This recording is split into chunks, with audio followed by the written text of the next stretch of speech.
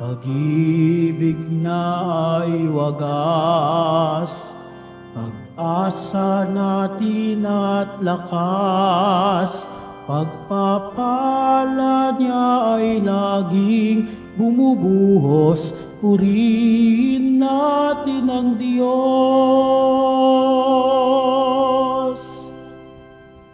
Sa ngala ng Ama, Anak, at Espiritu Santo. Amen. Sumayin niyo po ang Panginoon. At sumayo rin. Mga kapatid, ngayon ay ginugunita natin si San Ezekiel Moreno, isang pari, misyonero, at patron ng mga may sakit, lalo-lalo na may kanser.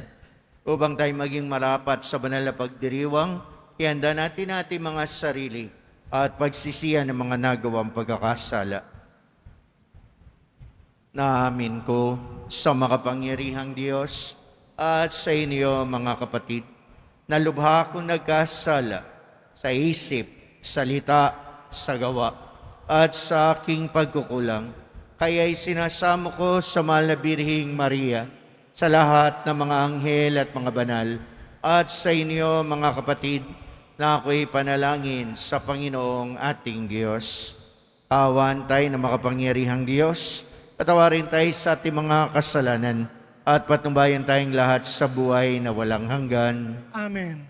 Panginoon, kaawaan mo kami. Panginoon, kaawaan mo kami. Kristo, kaawaan mo kami. Kristo, kaawaan mo kami. Panginoon, kaawaan mo kami. Panginoon, kaawaan mo kami. Manalangin tayo. Ama namin makapangyarihan, ikaw ang liwanag para sa nananalig at tagapangasiwa ng mga nabubuhay sa lupa at sa langit.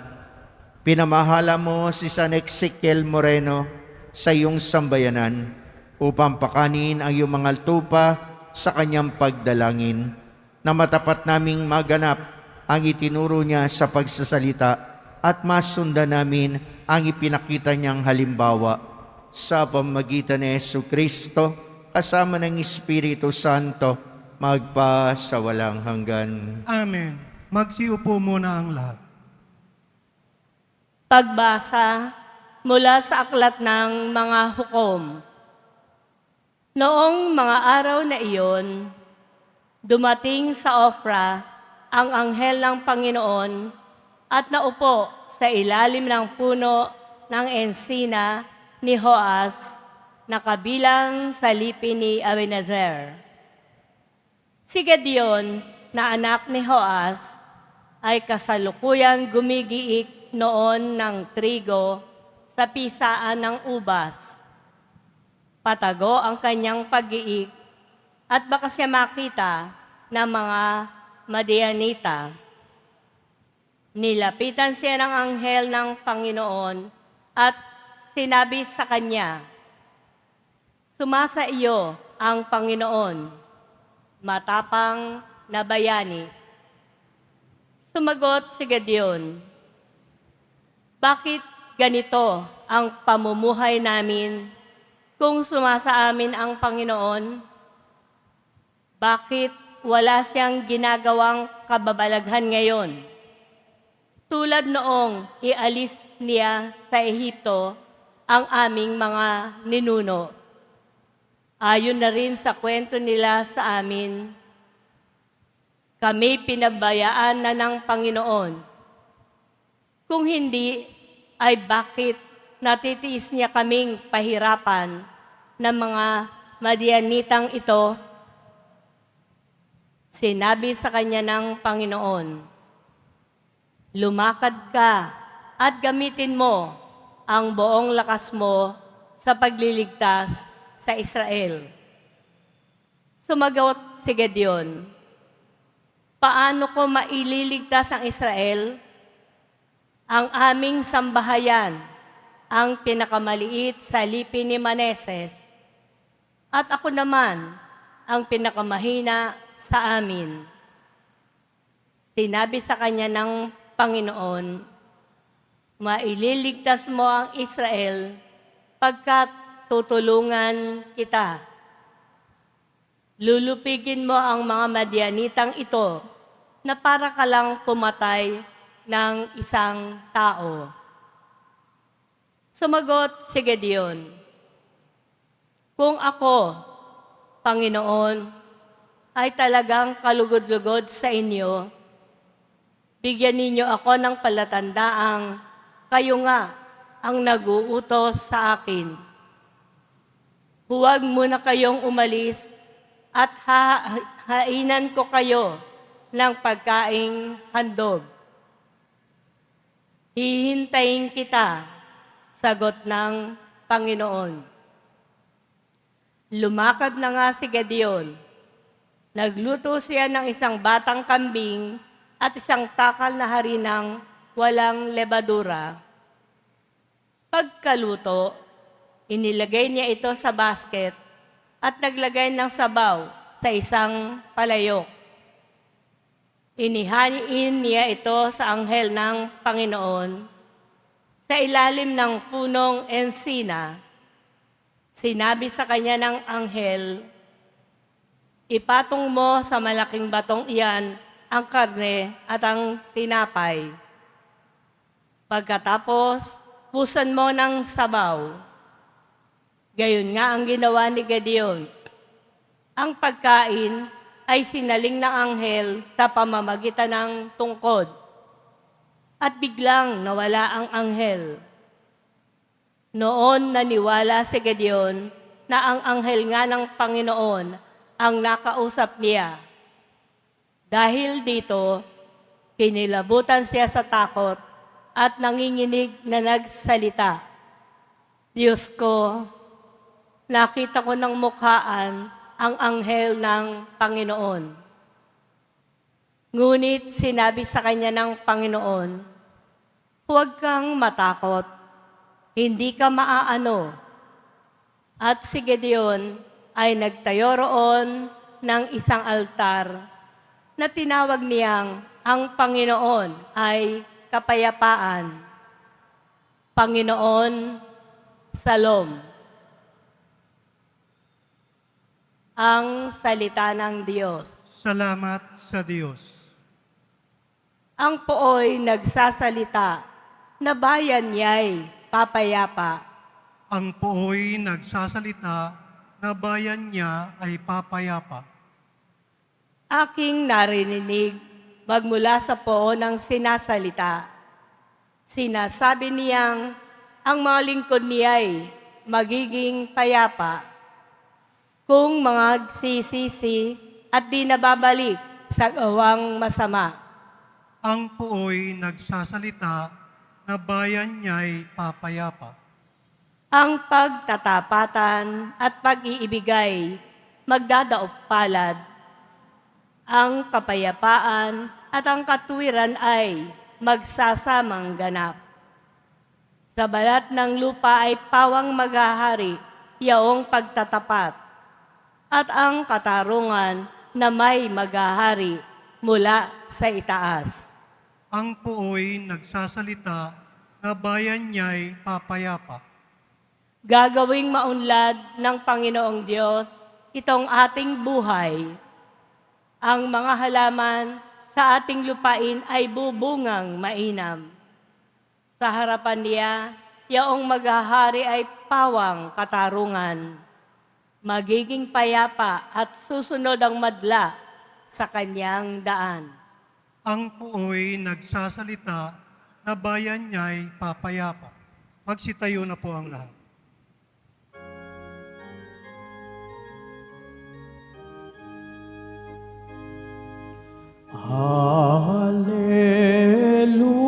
Hallelujah, Hallelujah, Hallelujah, Hallelujah.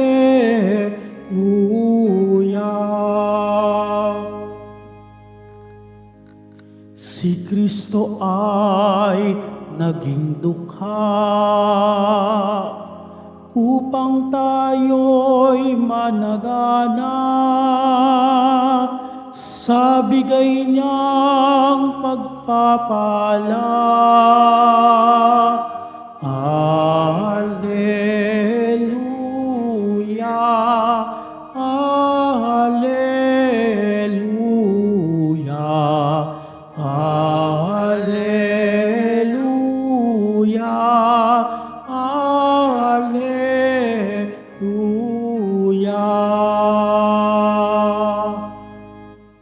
Sumayin niyo po ang Panginoon. At sumaiyo rin.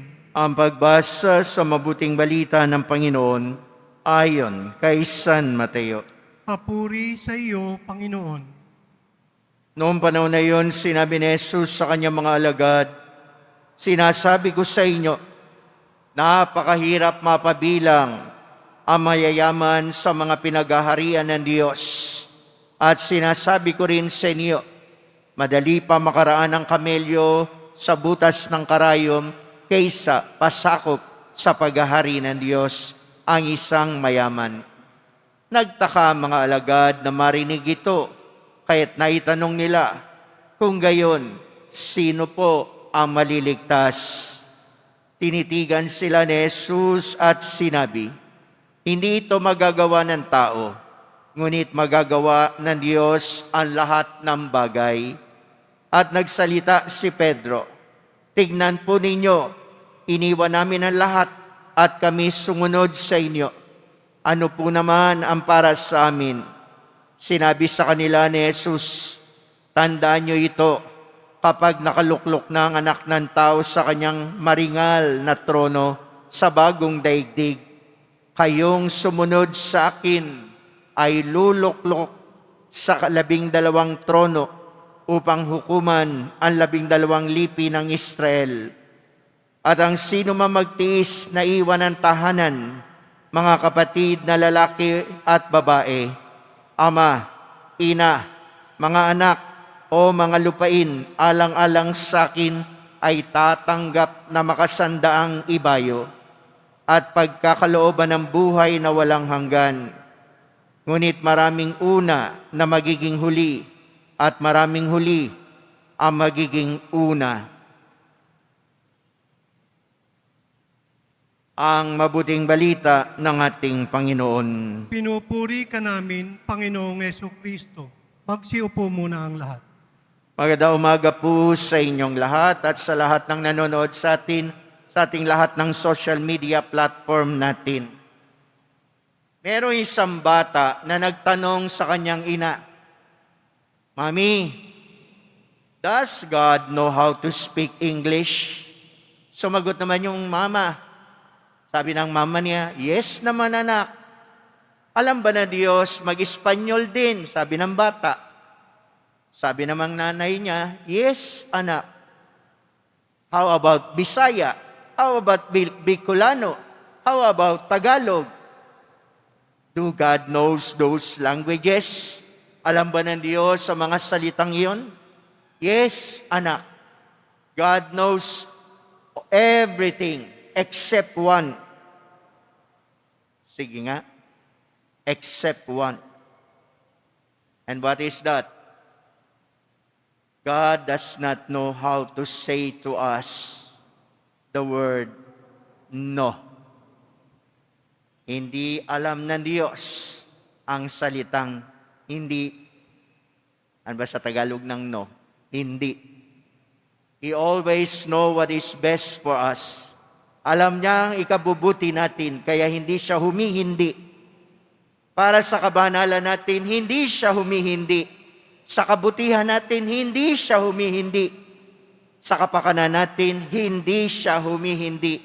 God does not say no for our well-being. He does not say no sa ating holiness. Sa ikabubuti natin, for our righteousness, He never say no. He always say yes. Lagi siyang nagsasabing oo. Bakit natin pinagninilayan ito? The first reading from the book of Judges. Alam nyo, para rin akong si Gideon.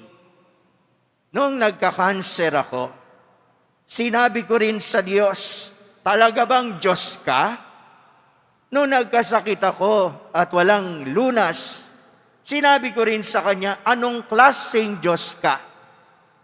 Bakit mo ko pinabayaan kung talagang Diyos ka? Parang si Gideon sa first reading natin. Bakit ang tagal-tagal mo hindi ka nagpaparamdam? When I'm suffering in pain, I ask God, nasaan ka ba talaga? Dinidinig mo ba kami talaga? Talaga bang mahal mo kami? Mahal mo ba ako? Bakit napakaraming masamang tao, hindi sila nagkasakit? Bakit ako? Hindi ko man sinasabing mabait ako. I just question God. I really question Him. Pero, ano nga ba ang Diyos? Maging sa first reading natin. Si Gideon na mahina, si Gideon na mahirap, si Gideon na walang-wala. Ano ginawa ng Diyos? Mula sa isang mahirap, sa isang patpatin, sa isang mahina, pinakita ng Diyos ang kanyang kadakilaan. Kaya tayo, ikaw, tayong mahirap, tayong wala sa buhay, yes, sabi nga sa pagninilay ngayon, God does not condemn what we have in life. Hindi kinukondem ng Diyos ang mga meron, ang mayaman, ang mahirap. Hindi porke mayaman o mahirap ka, garanti na ang buhay na walang hanggan. No. Heaven is a gift from God. Ang kinukondem niya ay yaong kayamanang masyadong sumisilaw sa atin. Yung bagang ang pera mo, para bagang kung may pera ka, para bagang lahat kaya mong bayaran at bilhin. Yung hindi ka nakapokus sa espiritualidad mo, puro na lang trabaho, kita. Yung bagang natatakot kang mawalan. Pinapakita ngayon sa ating mga pagbasa, sa ating pagninilay for today. Even yung santo natin ngayon. Sino santo natin ngayon? San Ezekiel Moreno. Patron na may mga kanser. Kaya siguro ako nagmisa ngayon. Nataon na naman. Alam niyo po ba sa parokya ko, na-assign si San Ezekiel Moreno doon sa Zambales. Na-assign siya doon at magmimisa siya doon. Kaya meron siyang rebulto doon na pinagawa ko. Nilagyan ko ng debosyon sa kanya ang maraming tao. Katunayan, pagkatapos ko magmisa, balik akong Zambales, meron kaming misa sa karangalan ni San Ezekiel Moreno. Dahil kahit siya may sakit, kahit siya may kanser, ginamit ng Diyos. Ako, tinanong ko ang Diyos noon, katulad ni Gideon. Hindi siya nagsasabi talagang hindi kita pagagalingin. Pinagaling tayo, ako, nang walang gamot na ginagamit. Kahit isang pirasong gamot. Ganyang kabuti ang mahal na poong Jesus Nazareno. Siya dapat ang kayamanan natin. Siya lahat. Totoo ang sabi niya, naging pari ako, marami sa inyo nagsimba ngayon, iniwan ang bahay, iniwan natin ang lahat, alang-alang sa Panginoon. At hindi nga tayo pababayaan niya. Di nga niya tayo kakalimutan. Totoong totoo, akong nagpapatunay sa inyo sa harapan ng altar na ito. Buhay ang poong Jesus Nazareno. Makapangyarihan at tumitingin sa atin at hindi siya humihindi kailanman sa hinihingi natin sa Kanya. Sa ikabubuti natin, ikababanal natin, ikatutuwid natin, hindi siya humihindi. Lagi siyang oo sa'yo. Tayo lang ang madalas na humihindi sa Kanya. Tayo lang ang gumagawa na masama, na humihindi sa kalooban niyang na maging mabuti tayo. Mabait ang Diyos. Sabing ganun nga, ay hindi niya alam ang salitang no. He always say yes for our goodness, para sa ating kabutihan.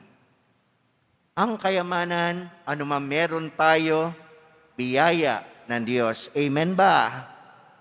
Anuman meron ka, biyaya ng Diyos. Amen ba? Kung meron kang libreta di bangko, biyaya ng Diyos. Kung may titulo ka ng lupa, biyaya ng Diyos. Kung may anak ka, biyaya ng Diyos. Kung may asawa kang mabait, parang daga, biyaya ng Diyos. Kung meron kang hipag, manugang, biyenan, magulang, biyaya ng Diyos. At anong hinihingi ng Diyos?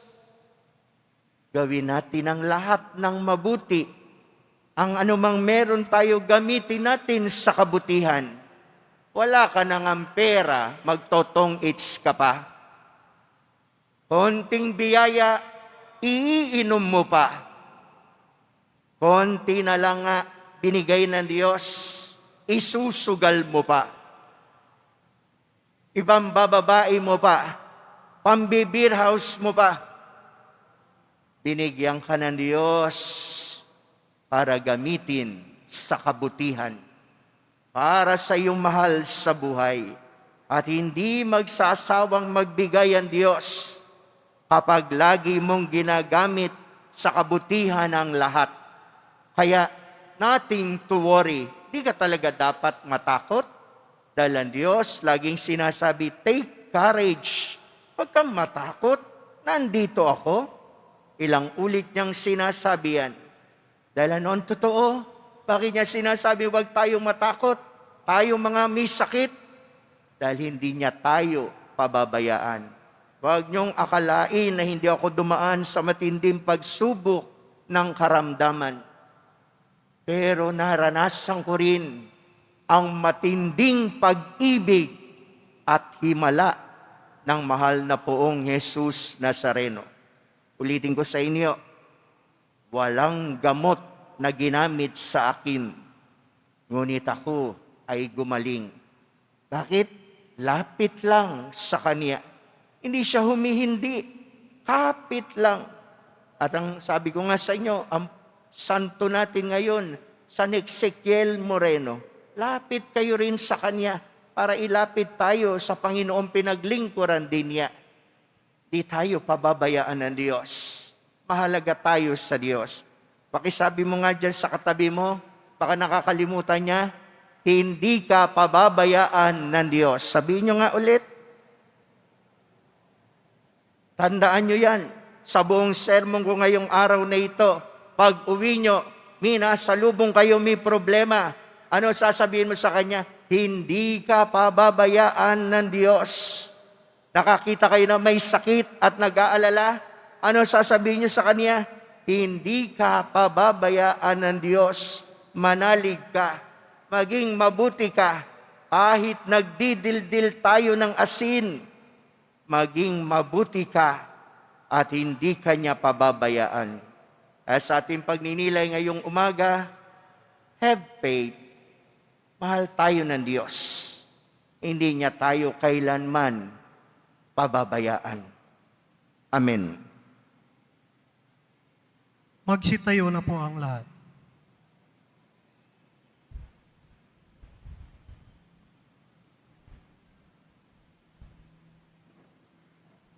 Minamahal kong mga kapatid, manalangin tayo sa Diyos Ama para sa katatagan na mapaglabanan natin ang tukso na material na bagay at kasiguruhan.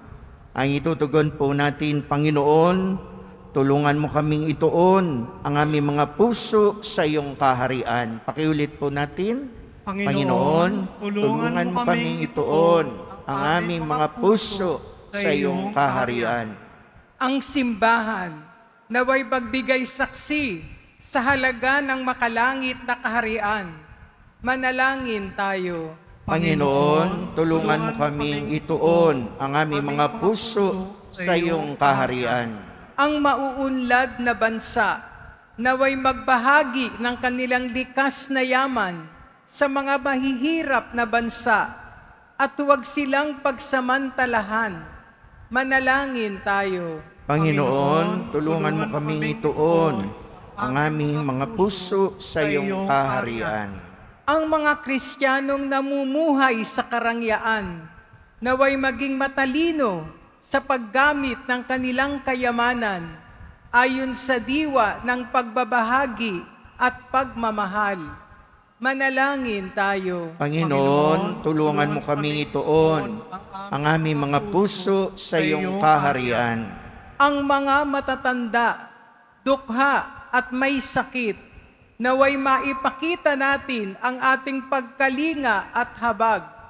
Manalangin tayo. Panginoon, tulungan mo kaming ituon ang aming mga puso sa iyong kaharian.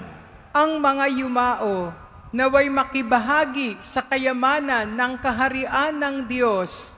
Manalangin tayo. Panginoon, tulungan mo kaming ituon ang aming mga puso sa iyong kaharian. Sama po natin sa misang ito ang lahat ng intensyon na inaalay sa misang ito. Mga pasasalamat, kahilingan, lalo-lalo na mga may karamdaman, ang mga yumao nating mahal sa buhay, ang mga pansarili nating kahilingan. Manalangin tayo sa Panginoon. Panginoon, tulungan mo kaming ituon ang aming mga puso sa iyong kaharian. Ama naming nasa langit, pakinggan mo ang mithi na iyong bayan. Mapuno nawa kami ng karunungan ni Jesus, siya na nabubuhay at naghahari, kasama mo at ng Espiritu Santo, magpa sa walang hanggan. Amen. Magsiupo muna ang lahat.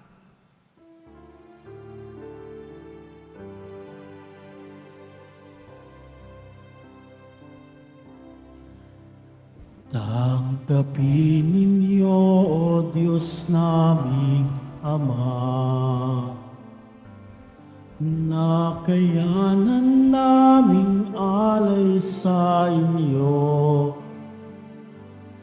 Galing din po sa inyo mga biyaya na ito, tinapay at alak mula sa aming ani. Inyo po nawa itong ikaligaya. Mamarapatin po sila'y inyong gawin. Katawan at dugo ng inyong anak, minamahal namin Jesus. Minamahal namin Jesus. Magsitayo na po ang lahat. Manalangin kayo mga kapatid, upang itong paghahain natin ay kalugdan ng Diyos Amang makapangyarihan. Tanggapin nawa ng Panginoon itong paghahain sa iyong mga kamay sa kapurihan niya at karangalan, sa ating kapakinabangan at sa buong sambayanan niyang banal.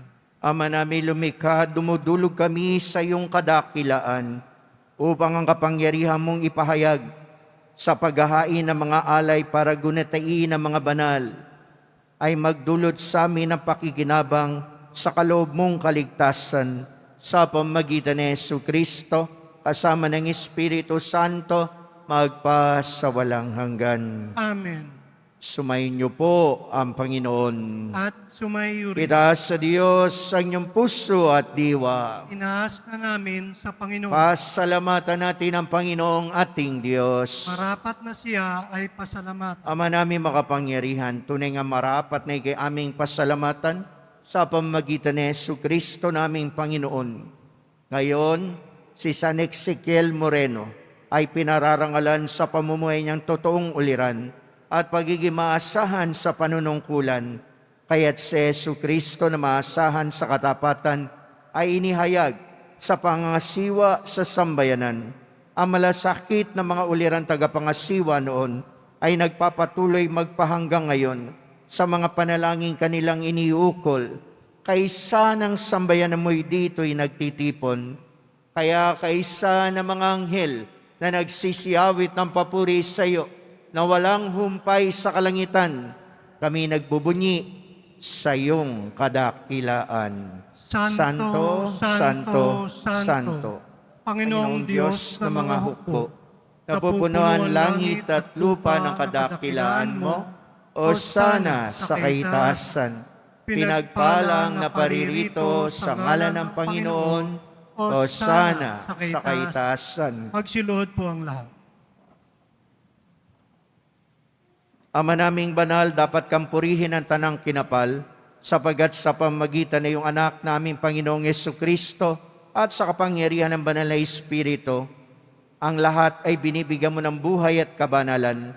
Walang sawa mong tinitipon na iyong sambayanan upang mula sa pagsikat hanggang sa paglubog ng araw, maihandog ang malinis na alay para sambahin ang iyong ngalan. Ama, isinasamo namin pakabanalin mo sa kapangyarihan ng banal na Espiritu mga kaloob na ito na aming inilalaan sa iyo. Ito nawa ay maging katawan at dugo na iyong anak at aming Panginoong Jesucristo na nag-utos ipagdiwang ang misteryong ito. Noong gabing ipinagkanulus siya, nawa kaniya ang tinapay, pinasalamatan kaniya, pinaghati-hati niya yun. Iniabot sa kanya mga alagad at sinabi, tanggapin ninyong lahat ito at kanin. Ito ang aking katawan na ihahandog para sa inyo.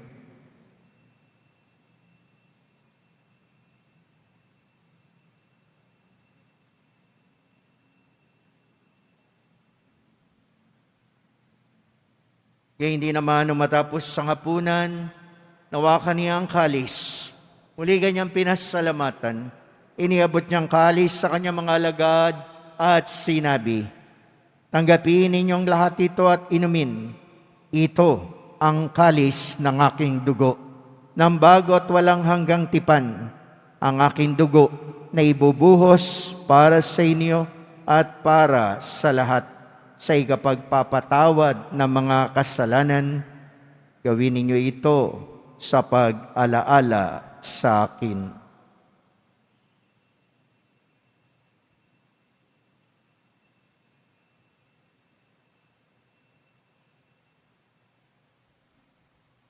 Magsitayo na po ang lahat. Pagbunyi natin ang misteryo ng pananampalataya. Si Kristo'y namatay, si Kristo'y nabuhay, si Kristo'y babalik sa wakas ng panahon. Ama, ginugunita namin ngayon ang pagkamatay na iyong anak na sa amin nagligtas, kaya hindi ng kanyang muling pagkabuhay at pag-akyat sa kalangitan. Samantalang kanyang pagbabalik ay pinananabikan, kaya bilang pasasalamat, ngayong aming iniaalay sa iyo ang buhay at banal na paghahaing ito. Tunghayan mo ang handog na ito na iyong simbahan. Masdan mo ang iyong anak na nag-alay ng kanyang buhay upang kami ay ipakipagkasundo sa iyo. Lobin mong kami magsasalo-salo sa kanyang katawan at dugo ay mapuspos sa Espiritu Santo at maging isang katawan at isang diwa kay Kristo. Kami naway gawin niyang handog na habang panahon nakatalagas sa iyo. Tulungan nawa niya kaming magkamit na iyong pamana, kaisa ng ina ng Diyos sa mahal na Birheng Maria, ng kabiyak ng puso niyang si San Jose, kaisa ng mga apostol, ni San Juan Bautista at mga martir, at kaisa ng lahat ng mga banal, ni San Ezekiel Moreno, na aming inaasahang lagi nakikiusap para sa aming kapakanan.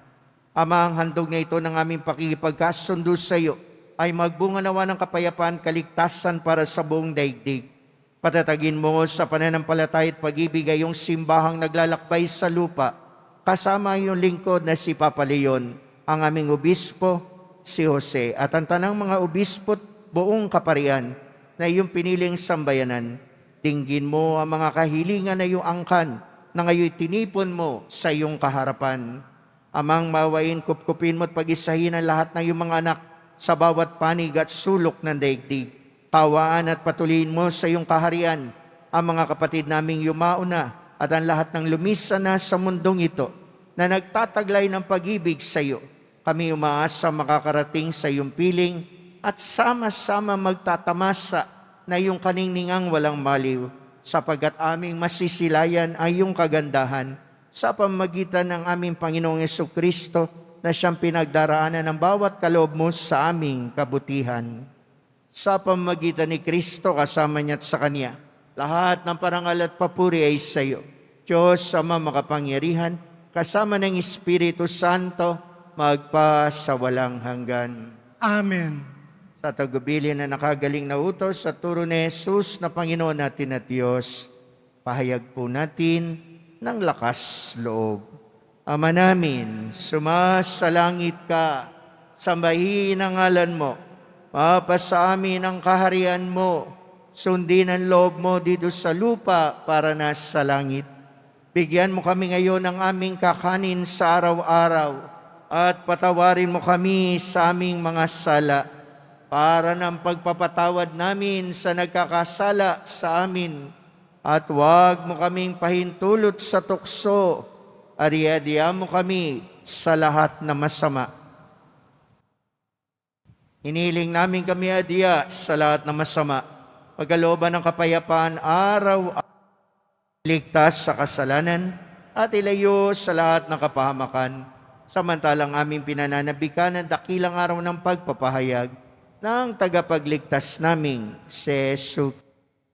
Pagkat iyo ang kaharian at ang kapangyarihan at ang kapurihan magpakailanman. Amen. Panginoong Jesucristo, sinabi mo sa iyong mga apostol, kapayapaan ang iniiwan ko sa inyo, aking kapayapaan ang ibinibigay ko sa inyo.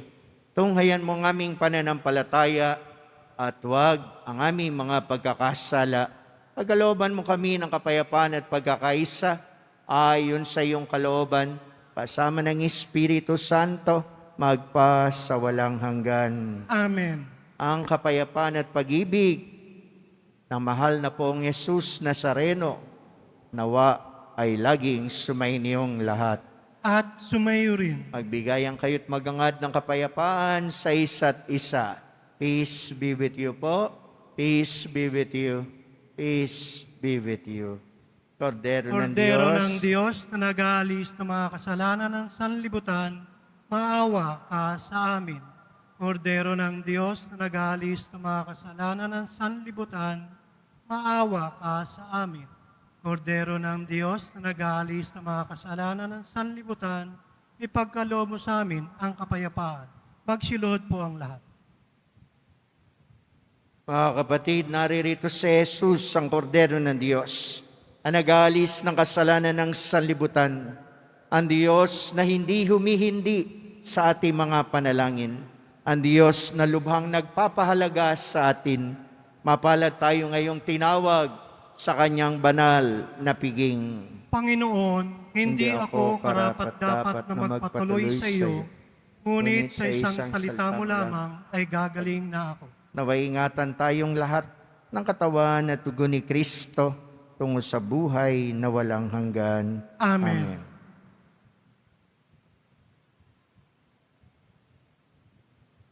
Para sa lahat ng tatanggap ng banal na komunyon, sasagot po tayo ng Amen. Pagkasabi ng pari o ng lay minister ng katawan ni Kristo at isubo agad sa bibig bago umalis sa harapan ng pari o lay minister. Sumunod po tayo.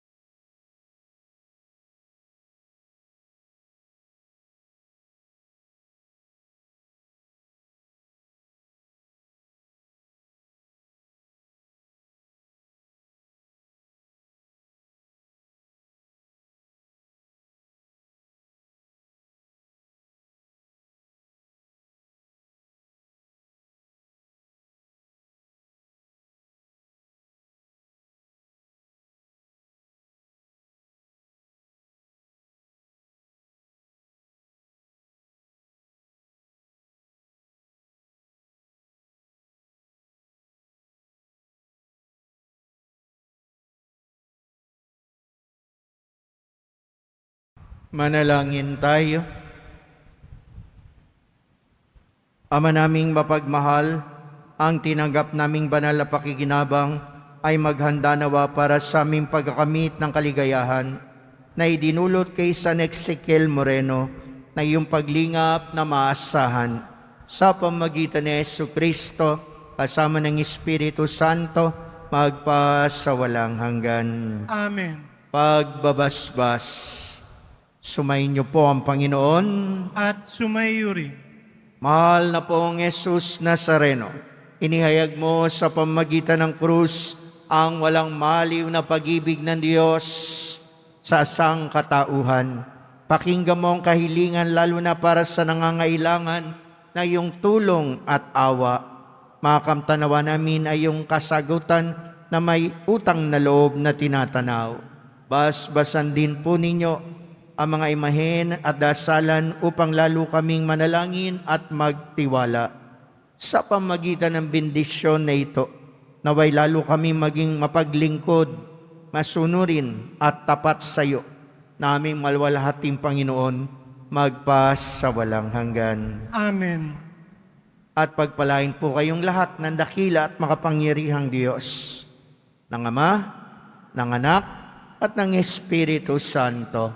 Amen. Tapos na po ang ating pagdiriwang, mayo kayo sa biyaya at pagpapala na mahal na pong Jesus Nazareno.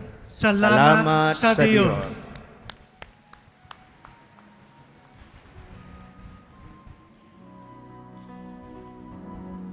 Nuestro Padre Jesus Nazareno, sinasamba ka namin,